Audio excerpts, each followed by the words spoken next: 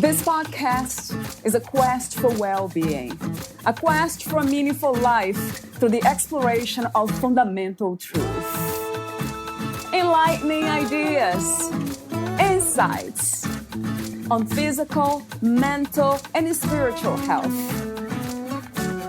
The inspiration is love. The aspiration is to awaken new ways of thinking that can lead us to a new way of being well.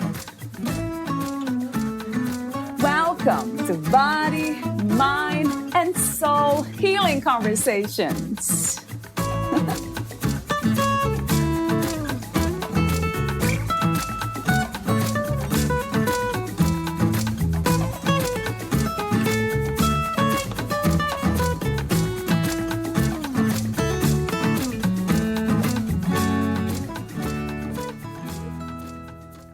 The gift of a medium such as dancing, tango in particular, is that one can learn parameters of safe and sensual touch within precise, structural, socially sanctioned guidelines. This learning includes differentiating between sensual touch and sexual touch. One is able to experience at a visceral level what it feels like to be close in a supportive, sensual engagement without misinterpreting the contact or intent as sexual. In a society that is touch-starved, with a deep need for physical connection but with few models other than unhealthy ones, this learning is to be treasured. It probably took me close to 5 years to be convinced that the close embrace, which includes a woman putting her chest against mine, was not a sexual overture. It does, however, communicate trust, responsiveness, and presence. As do many other variables, including hand placement on the back, cheek to cheek. Yes, these may indicate affection, but only within the context of the dance. Trauma therapists emphasize the need for somatic experience as the basis for healing. Memories are stored in the body, and the body needs to displace the negative experiences with a relearning and positive ones. Work needs to be body-based. At the same time, the journey does not end with dissipating the trauma, but with displacing the perverted experience of abuse with an expansive, healthy understanding and awareness of the layers and nuances to intimate, nurturing, sensual self-expression and consensual touch, subject to subject. In fact, it is because tango straddles the razor-thin edge between sexualizing and sensualizing that every dancer is confronted with a choice between lapsing into cultural patterns of seduction and dominance or sharing the power in creative expression. As a lead, I am continually listening to the responsiveness of my partner and fashioning my dance and lead accordingly. I sense her timing, her interest in certain moves, her emotional investment in the dance, her interest in embellishments. The fabulous learning goes far beyond the dance floor. I learn how to be comfortable around others in all sorts of settings.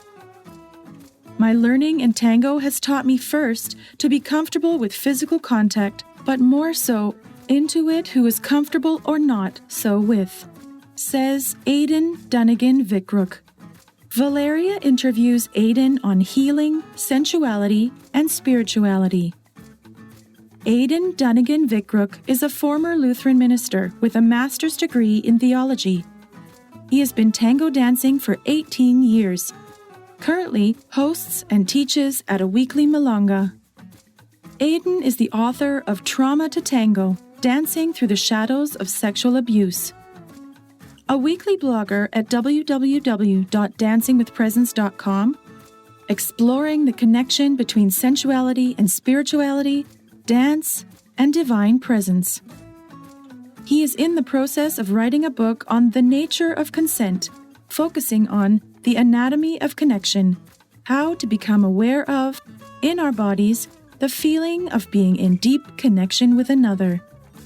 Aidan Dunnigan-Vickrook lives in Edmonton, Alberta, Canada. He is a mental health social worker and married of 25 years with accumulated lineage of 8 children and 18 grandchildren. Here is the interview with Aidan Dunnigan-Vickrook.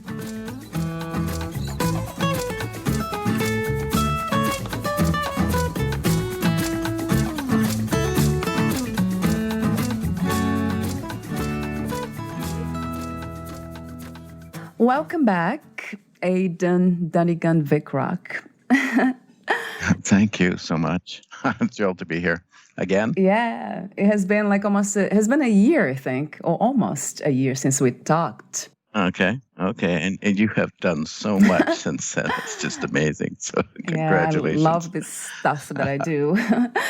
Yeah, terrific. So I guess my first question has to be this one. How did Aidan change? Or in your own words, who is Aidan today? I listen to your other guests and I think, oh my God, they've done so much and they know so much and whatever.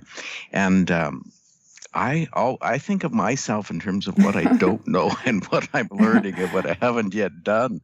So I thought, where's my learning curve these days? That's the way I would describe it. And I'm doing a lot of exploring about relationships. Is just really where my head and my heart and my body are these days.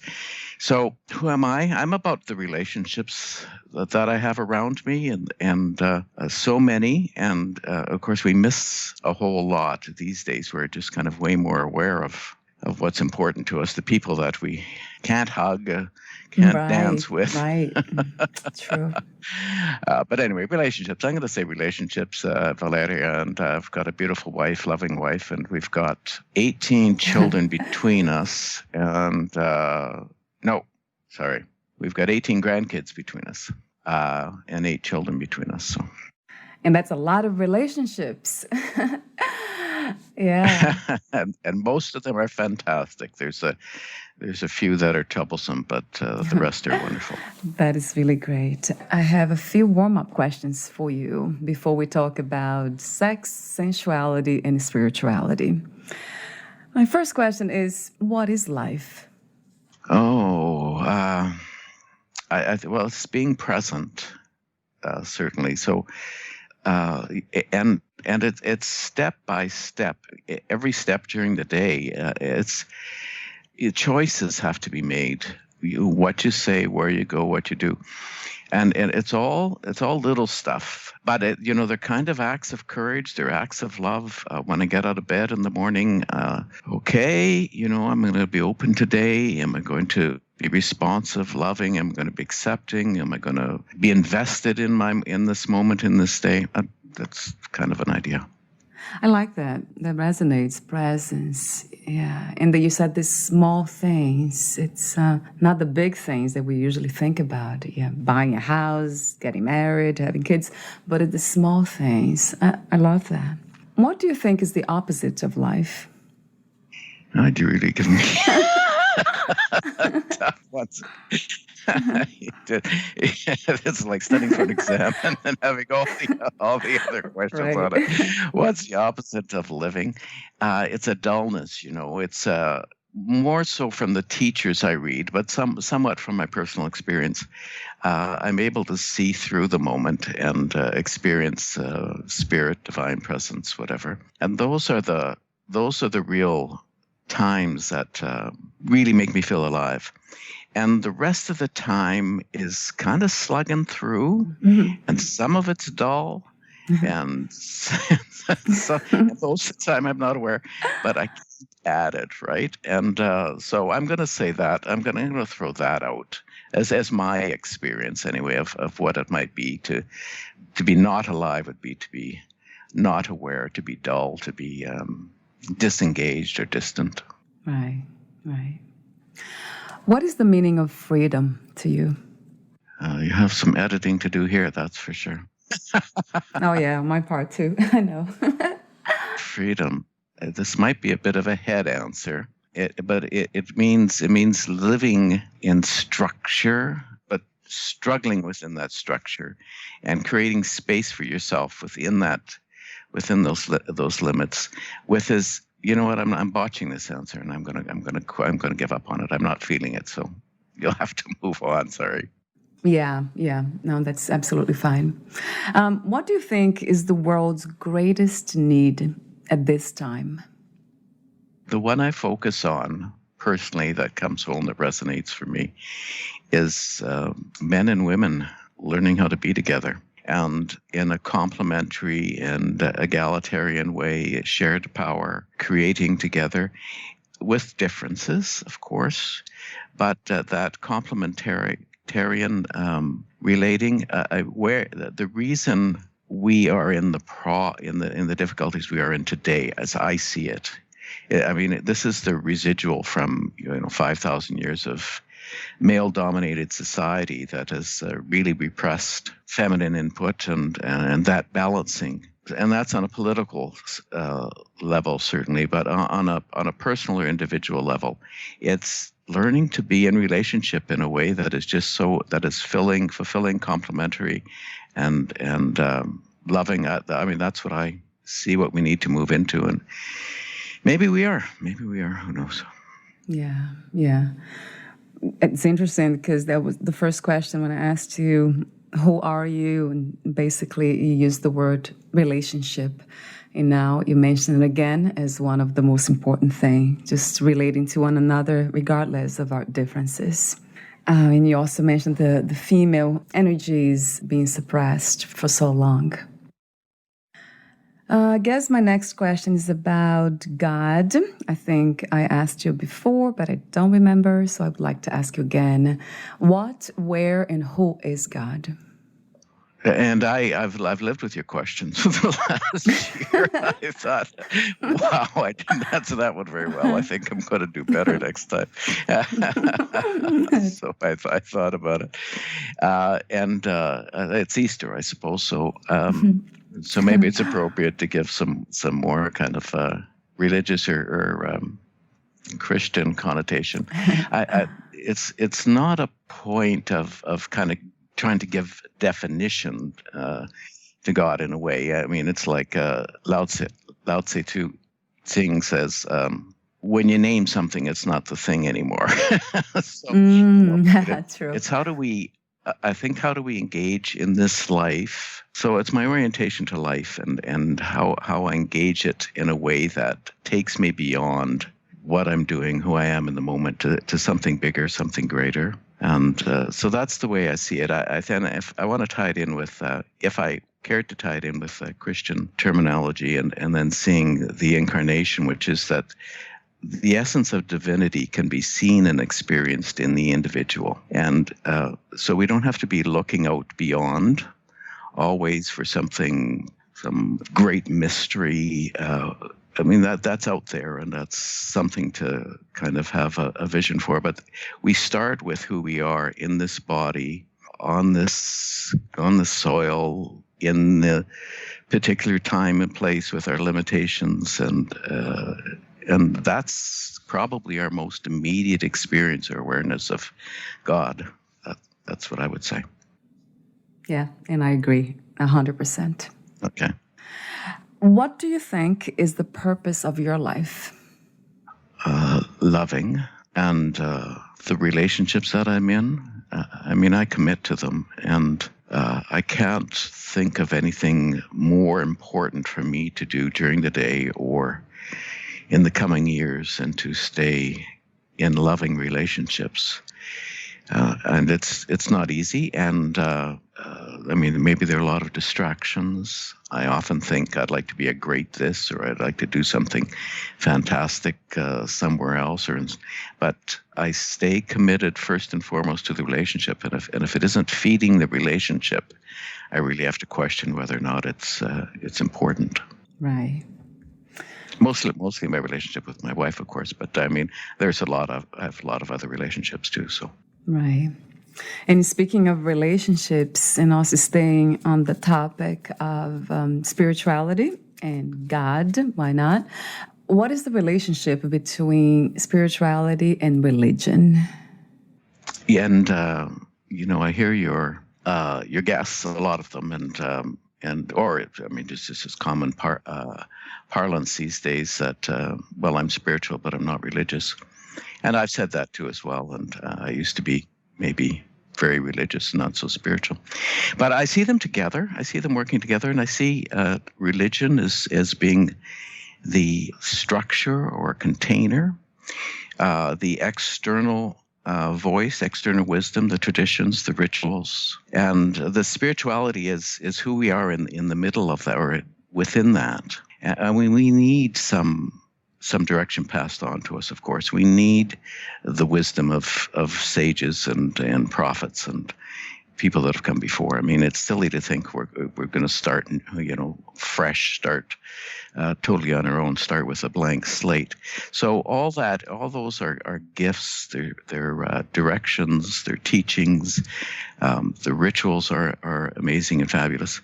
But what has happened, I think, is the way I see it, is that religion claimed to be the absolute and ultimate authority and allowed no room for the individual expression or interpretation of it. And so that's where we are now. We're saying, wait a minute, I've got my own insights and sense of how all this might fit for me, or what doesn't fit, and what teachings are helpful and which are harmful. And so we're pushing back on an individual level. We're saying, wait a minute, I've got a spirit here that I'm responsible for caring for and expressing, and I don't care if the church says, something like "you're all sinners" or whatever they want to say. That doesn't fit me, and so keep it. I'm not taking that on, but there are a lot of things that are helpful, and so I'll work with that. It's kind of the question I wouldn't answer before about freedom, but it's this pushback thing, but it's pushing back. So it's like a butterfly in a cocoon as it's coming out of its cocoon. It's that struggle. It's that push. It's the strength that you gain when you try to create that space for yourself. And eventually they break free. They get to fly, and it's this wonderful freedom. And then they go back into the cocoon and the larva and the death and the rebirth cycle again, right? So it changes. And it does, yeah. And one of the things that we expect in a way to change is the next subject we'll be talking about now, which is sexual and spiritual abuse, which is interesting. I never heard it that way, the way you wrote spiritual abuse. I never heard that term. So I have two questions for you. One is, why do you think sexual abuse happens in religious institutions? And second, why are you intrigued by the story of Jean Varnier? Thanks for asking. Why does it happen? Well, because we don't have a good model of what it means to be sexual beings, how to express that, how to inhabit in relationships that are mutually affirming and healthy. And so particularly in the church, when you're supposed to commit your life to celibacy, well, that's a big deal. So how do you get your sexual needs met? Or if you're not going to, so if you say, okay, well, I'm not going to be in a sexual relationship, how do you get your intimacy needs met in a way that is nurturing and sustaining and doesn't default into some sort of perverted expression, which, and unless you've got a model. And that, in my experience, we haven't said this in this interview, but having been a pastor and spent years in the church trying to disembody myself, I suppose, trying to get the lusts of the flesh out of the system. That's an interesting way of saying it. Yeah. Yeah. Well, it was a way that was kind of presented, that stuff is evil. Get married quick, lest you happen to have an affair outside the bounds of matrimony, bands of matrimony. So we don't. My point is that the church, Christian church, typically today in this society, at least what I grew up with, doesn't know what to do with the body. We're uncomfortable with the whole, we never said the word sex, my God. And I never preached a sermon about sex. I barely used the word in marriage counseling. This is all so uncomfortable. And so I've, my growth has been to get my way out of that and learn healthy, wholesome ways. And the rest of the a whole bunch of the religious community stays trapped in that dualistic notion of, spirit versus flesh or spirit versus body or whatever. Right. And that's so true. And that's the reason why it happens, the sexual abuse. I never heard about this person. I just, for the first time, you sent me the material and I read John Varnier. Who was he and why were you so intrigued by his story? Yes. Well, he founded the L'Arche Institute, which is a specific model of working with people with disabilities, and it's worldwide. And there's I think probably hundreds and hundreds of homes, and I've had dealings with the homes that he established over the years, and at a time was interested in engaging in one of the communities personally, because they are community-based people with normal level functioning skills living on an equal basis with people with disabilities.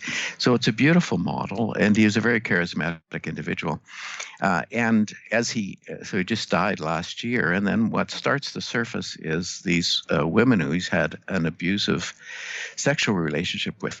Now, the reason why I called it, why I relate to spiritual abuse in that sense, is because, there's one thing to have sort of like it's tough stuff to talk about. Yeah. The clutch and grab stuff that goes on. Right. And that's in the news all the time. Of course, you have Harvey Weinstein, and you've got President Trump even, and then Epstein, and anyway, the whole Me Too thing. So there's just this kind of, there's a brute force. I've got the money, I've got the power. You're a good-looking woman, and allow me to take advantage of the situation. So there's that business that goes on all the time, and that gets settled in law courts or whatever. But then there's this other stuff which is far more subtle, far more sensitive, a fellow who's gentle, caring, but doesn't make the differentiation between what is healthy spiritual sexuality or sensuality and what is meeting his own needs for intimacy in that moment, irrespective of what is helping the other person. Now, the thing is, he, a very intelligent man, would have thought that. And that's what he told the people, that this is actually helping them grow as people. But it became deeply damaging to a large part because, they took him as a spiritual guide and authority. So what happens when you get abused by a priest, which is far more serious than just getting abused by your boss, for example, is you open your soul and your spirit to the priest or the church. You give them some authority, and you make yourself especially vulnerable. And when they take advantage of that vulnerability, it's crippling. Wow. And for those who don't know, you speak the way you do because you have, unfortunately, the experience of sexual abuse. And wow. You wrote about the components in the cycle of abuse. Talk to me about some of them, and what can we do about it to avoid abuse in general, physical and spiritual? We talked a bit about, you already asked me this question about the difference between spiritual and religious. Yeah. And as I said, there's room for the spiritual person inside of religion, but they have to be strong enough to claim their personal authority. And God, here I am. You're great, Aidan.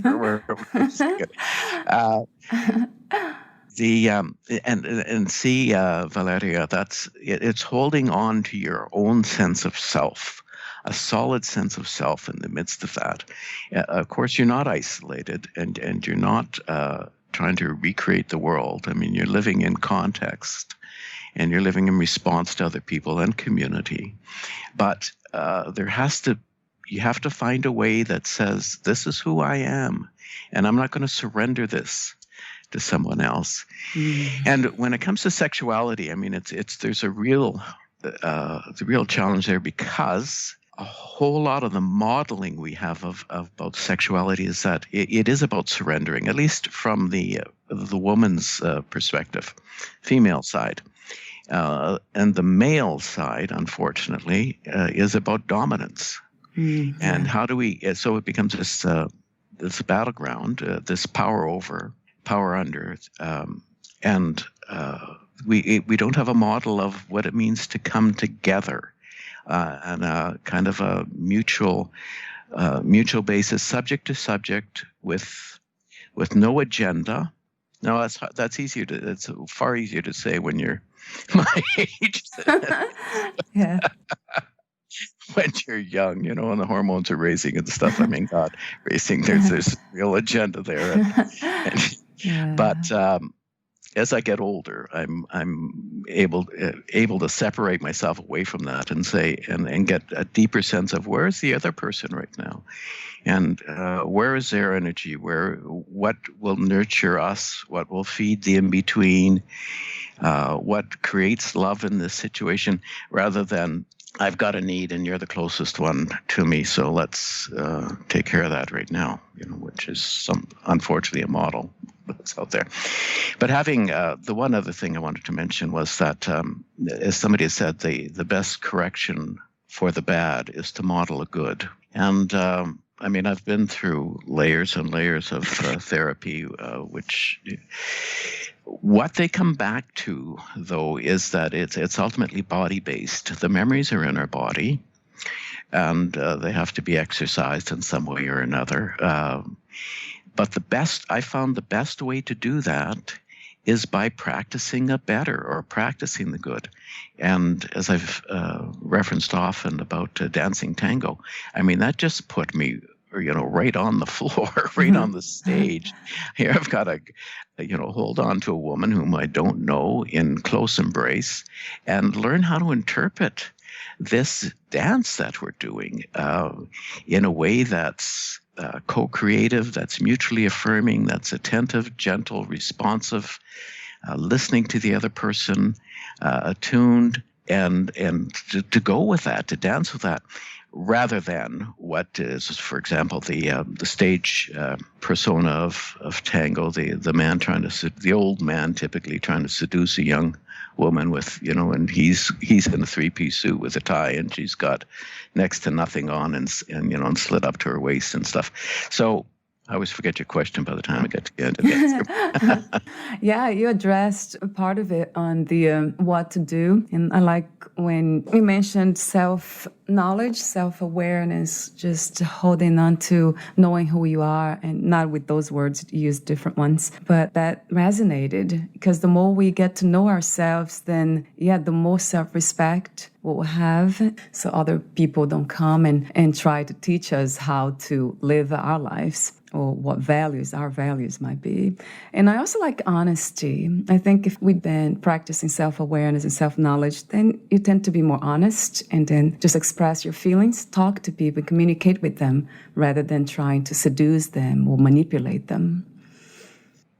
Yes, and Valeria, having read your story, of course, I mean, you have spent a lot of time in body awareness and focusing on that. But it's a place where we don't go typically as a culture. We as men, we learn to inhabit our bodies as our power place. So where we conquer the world, or where we fight, or where we make our demands, or where we're greedy, or so we've got these extreme aggressive models, or the reverse is we sit on the couch and watch TV. So I mean, there's nothing. I go to yoga class, for example, typically, and I'm of course the only man with 12 women, or whatever. I mean, all the self-awareness stuff, the women do it, the men don't. And I go to, I'm in a writing group, and there's 6 women and 1 man. I mean, I'm in social services as a social worker, and I'm one of 2 men in an office of 25 women. So, that we miss that as men. We we don't get encouragement or support in learning how to come home to ourselves, to be gentle with ourselves. And only if we learn how to be gentle with ourselves can we be gentle with our partner. So true. I'm wondering, why is that, Aidan? It's more difficult for men. Is that because it's a men's world? Well, we've really been sold this bit about power and dominating and success and achievement, and it's really a greed-based approach, to take and to use, and we've not taught how to live alongside something else in a gentle way that allows for ourselves and the other to flourish. Whether it's forests, or the earth or water or people, we don't learn a model. Now, some of it's through, it was intentional in the sense that you get people, we learn a lot from war, for example, and of course none of that's good. None of that's healthy. We all come back with PTSD and we act out on other people as we've learned that. We learn a model of, I can speak of this personally, vulnerability and intimacy, of course, go hand in hand. But as a man, in terms of my training, some instinctual reactions is that when I come up against somebody who's vulnerable, my first instinct is to attack. Wow. And I'm aware enough now that if it surfaces, I recognize it. Wait a minute. Sometimes it's too late. Sometimes I make a crude or rude comment first, and then I have to back. But I recognize and I have to back off or something. But it's so instinctual, and I think it's in part because when we were vulnerable as children, we got taken advantage of. I have some family members that I have to be on my guard all the time, because as soon as I let down my guard, they're just going to kick me. They're just, if I let anything out, it's an opportunity for somebody else to exert their dominance. And so we learn that and we act it out, and on it goes. Wow. But then when you say instincts, that makes me think about being natural, because we talked about sexuality. That's very much natural for the body to act in such a way, in desire. And so that might be, very much part of the physical structure. Then I'm thinking here, how can we change that and replace instincts with intuition, perhaps, and spirituality? And this is where it's so important, the work that you are doing, which is combining spirituality, sensuality, and sexuality. Well, we have to learn it. So you're right. I mean, there are the instincts, and so we have to grow up with a model that teaches us that the world is not there for our taking or for our using. And the people that are around us are not there as objects for our desires or to be used or whatever. Now, it relates to spirituality in that, in my mind anyway, that we need to approach every person we meet as an expression of the divine. So with reverence. And some traditions, like who is it that, I thought it was the Japanese, and maybe it's the Japanese, but they give the head and in yoga you say namaste, for example, the divine in me acknowledges the divine in you. And to approach every person that we see in that way. So I don't care whether I think they're drop dead gorgeous and they'd be great in bed. It doesn't matter. That does not give me any right whatsoever to make an unwelcome move or advancement on that person. So they stand in their own sacredness, and I stand in my sacredness, and we bring an awareness of how we might connect. And it might be sexually, it might not be. It could be nothing. Could be a coffee and a quiet conversation. Could be a dance on the dance floor. Could be working together in an office. I don't know, but my experience, which again, has to in part to do with the fact that I had was sexually abused as a child. It gets the part of trauma is that it focuses you or it fixates you on a particular mindset. It might be you might acknowledge it as being a problem, but nonetheless, you always come back to the scene of the crime. Is kind of how it works. So my first default, less and less as I get older and as I work with it more, is whoa, this is a great opportunity or invitation for sex, and it wouldn't be, of course. Right. But it was Right. an opportunity or invitation to something else, and that's what I'd learned to discern was what is the invitation here? Where is the connection? What's the openness? How do we meet together, subject to subject, in a way that feeds the in-between? Whatever that in-between is, we have no idea what it is when we come together. I experience it so vividly in dancing. So dancing in tango, and I can dance totally in myself, totally self-absorbed. What's my next move? Do I look good? Am I fancy enough? Am I getting the step right? Whatever.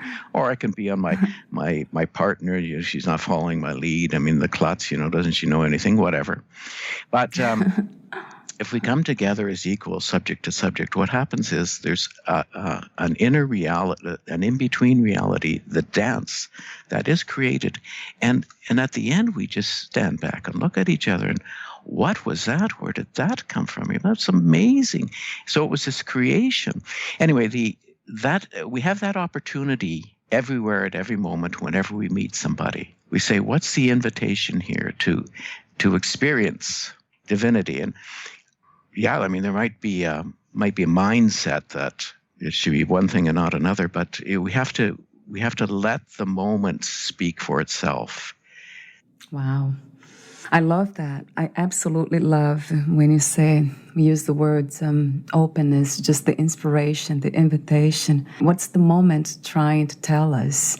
And how can we go from one state of mind to a state of heart almost? I love. Oh, you said that really, really well. And I'm going to jump on that because where I find this sexual scripting, this objectifying, it's a mental model, and men do that really easily. In fact, that's our default. We see somebody walking down see a woman walking down the street, and we objectify her instantly. From across the street, we're already imagining things, and we making judgments. And she's fat, she's skinny, she's good looking, she's whatever. We make all those judgments. Now, I envision this model of as two people come together. So let's say she crosses the street and walks towards me, and there's a transition that we can invite or allow, which as the person comes closer, to quote William Blake, when we see through our eyes, so we don't see an object, and we see a subject coming to us, and the closer we get, the less the objectifying, or the more the objectifying disperses, and the more subject to subject awareness we have, and that's the opportunity we have. But you're right; it's the mental model, and men can switch from a touch on the shoulder to in their mind to climbing in bed with somebody, and that's not the reality at all. So what we need to do is we get out of our mind. Because the mental model is an absolutes in black and white, and it's a dualistic, and it does not assist us in blending or merging with another person. Get out of our mind into our heart, which opens us up not only emotionally, but to the sense of divinity with that person, acknowledging the divinity in the other person, and then into our body. Lastly, where is this resonating with me physically? And it's not just, am I getting aroused or turned on, but is there comfort, discomfort? Is there a closeness, a separation? And our bodies are aware of so much on so many different levels. So, for example, we can FaceTime or whatever and see people at the other edge of the screen.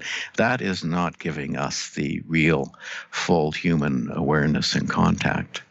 But if we do that, if we get out of our mind first into our heart, into our body, and we process it slowly, always checking it out with the other person, we won't fall into those traps of taking advantage of someone. And I agree. Yeah, that's interesting that you speak about men more than women. But I have met women, there are women around me they are more in their minds and they act just like men would. I mean, not so much. And of course that can happen, right? But I know my daughter, when she was working through her sexual orientation, she's lesbian, but at the time she was, as a teenager, she was asking a whole bunch of questions and wasn't sure and whatnot. And they were at a seminar about intimacy, and why the girlfriends had the boyfriends they did. And the one girlfriend said, because he stops when I say no. So, oh my God. Wow. That's the best you'd expect from having a boyfriend that gets his paws off you when you don't want it. So I kind of encouraged her to keep following her path. Wow. But not only in the sense of sexuality, you see women act in this way, being dominant in so many other ways, business or being the head of a family. That's right. We make generalizations, we generalize things or make generalizations about sex. And of course, there's more differences between individual women than there is commonalities. So, absolutely, that happens. Yeah. So we're almost at the end of the interview. I wanted to ask you one more question. Movement as foundational for spiritual growth, and dance as more than a metaphor for the universe. I love that. So, yeah. Well, and you would know that. I mean, you come from such a strong dance background as well, and being in your body. But what I've been aware of, and I've been involved in lots of different varieties of therapy, that you only get so far sitting on your butt, and you have to get up and act it out in some way or another, because most of the memories, if we're talking trauma, they are in our body. I know my traumatic memories, for example, aren't in my head. I don't have memories, but I have bodily reactions and stuff that can send me flying, if it surfaces. So, but I came to me when I was with another fellow doing a therapy model, and we don't want to get into the model particularly, but it did not shift for people psychologically or emotionally until they moved their bodies. And when they did that, then it would allow everything else to move. So going back to dance, first of all, the whole universe is in motion, and it's in a spiral motion. We're not just jetting out into the far reaches of the universe, but we're spiraling. Everything is orbiting around and then spiraling outward. And when you look at any part of nature, you see that, you see birds and fish swim in schools, and they're got this amazing motion that's happening. And that's the way our insides work. And when we move our bodies in response to that, we allow the wisdom, that inner wisdom, that to come out, express itself, not only guide us, but to align us with the motion of the universe as well. And for example, personally, I always think, why aren't I back in church? Well, I'm not back in church because you're sitting on this pew for an hour. And every once in a while you kneel down and you sit back up again. When people start moving with their bodies and allowing spirit to flow through and give an expression, a whole person expression, mind, heart, and body, then it starts making a difference. Then we start becoming true spiritual beings. And that makes so much sense, because you can see that even in people, or even ourselves, myself, when I'm too much in my mind, the body becomes stiff, it's static. And then when I'm more in my heart, that's when I move. Even in the house, I just start dancing for no reason. And that's interesting how you said the spirit dances. Yeah. Yes. Yeah. What a great model. I love that idea as a healing program. Right. Yes. What a wonderful, wonderful idea. Okay. Yeah. Would you like to add anything before I ask you my final questions, Aidan?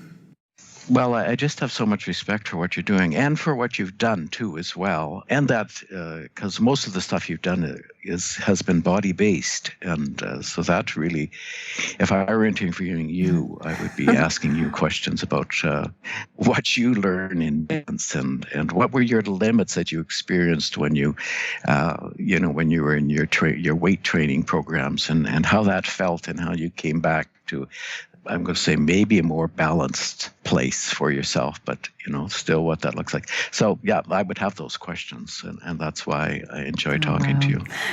Me too. Maybe one day we'll set up an interview like that, where you ask me questions, I ask you a question. Well, I get to ask you the questions. Absolutely. So my last questions here are, totally. I'll ask you this one. I think I asked you before. What was the hardest lesson to learn about yourself? I mean, I have the things that I abhor, the abusers I have known.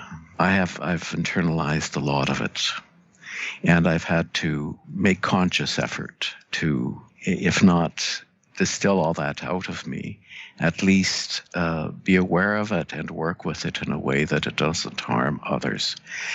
So I absolutely have a potential to hurt other people. When I was when we had children came into our lives, my wife and I, it was an instinct that arose in me that if I didn't go get healing and help quickly and learn to meet my intimacy needs in a more nurturing, responsible, deeper way, because they weren't being met in my marriage, that I would be quite capable of harming my children. And so again, it wasn't clear to me at the time that was the dynamic, but as I look back, I think, yeah, that's what it was. I realized. So I got the hell out of there. I mean, it cost me everything short term, my job, my faith, my marriage, and my close contact, my full-time fathering with my kids.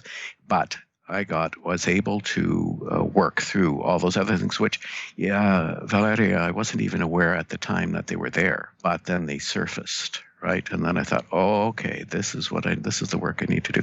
So that in a bit is ongoing, not so much anymore, but at the time, that was tough learning process, absolutely. Yeah, that makes sense too, because I spoke to somebody, I think last year, she was a psychologist, about people who are abused, they tend to abuse others. She said, hurt people. Yeah. And that's true, isn't it? Yeah, that's what we talked earlier about self-knowledge and self-awareness and this desire to just do better and know more about ourselves that comes in. And spirituality, that helps so much in being in the heart more and practicing that. It's a practice anyway. It's a practice, yeah. And I know you've said this too before as well. It's those dark times or painful or harmful experiences that serve as guideposts.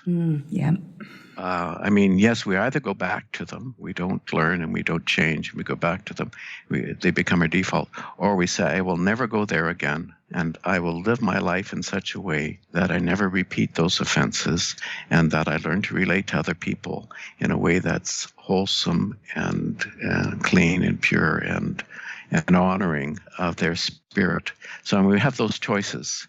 Right. And I think the bad things that have been in our past, they serve to remind us what is important in the present. If we are aware. And that has nothing to do with controlling the body and trying to control the sexual impulses, but just being aware enough to make better choices and just kind of transmuting that energy or those desires to something greater than us, like love. Yeah, absolutely. Yeah, I'm going to keep talking. You can cut me off whenever. But no, that's exactly the point, and that's why spirituality comes into it, right? Because okay, what's the paramount value or virtue in this moment? What's the real gift of this moment? And we work with that. Right. And we make choices based on that knowledge, inner knowledge. I love that. Yeah. Do you believe in unconditional self-love? I love myself. I really do. It's kind of, I don't know, I have a lot of critical voices that surf on occasion, but what I love about myself is that I take those little steps that we were talking about earlier, and I come up to my computer in the morning and I write, and a voice might say, why are you bothering? Nobody's going to read this. Doesn't matter, whatever. And I said, no, it's me. It's what I want to say. It's what I want to express. So it's important. So it's those little actions of self-love, the unconditionals, like the big picture, all-encompassing, whatever. A lot of people talk about it, and I think that's so wonderful that they can have that experience and awareness. I experience the little step-by-step thing when I make a good choice in terms of what I'm eating, don't have an extra drink, or I write and I read and I don't watch a stupid television show that's going to pull me down rather than build me up. So those little things. So yeah, that's what I love about you too. Your commitment to follow your heart, to know your essence. Because once we get to know the essence, then it's pure love. It's unconditional love. It's the most beautiful thing. It's impossible to make bad choices from that place, from that space.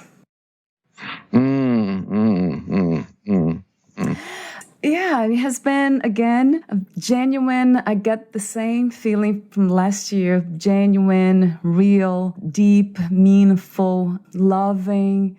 Thank you so much for your presence, Aidan, in the world. Valeria, you create that opportunity and that invitation. So that's your gift to me. Thank you so very much.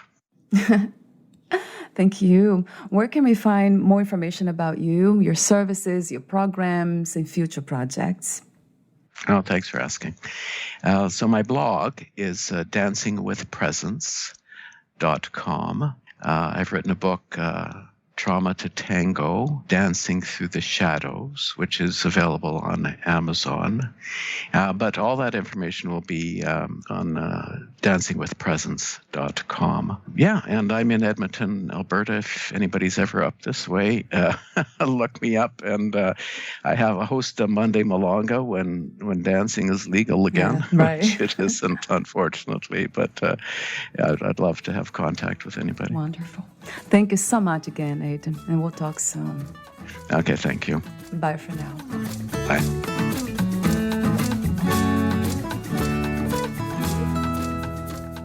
Thank you for listening. To learn more about Aidan Dunnigan Vikrook, please visit his website, dancingwithpresence.com.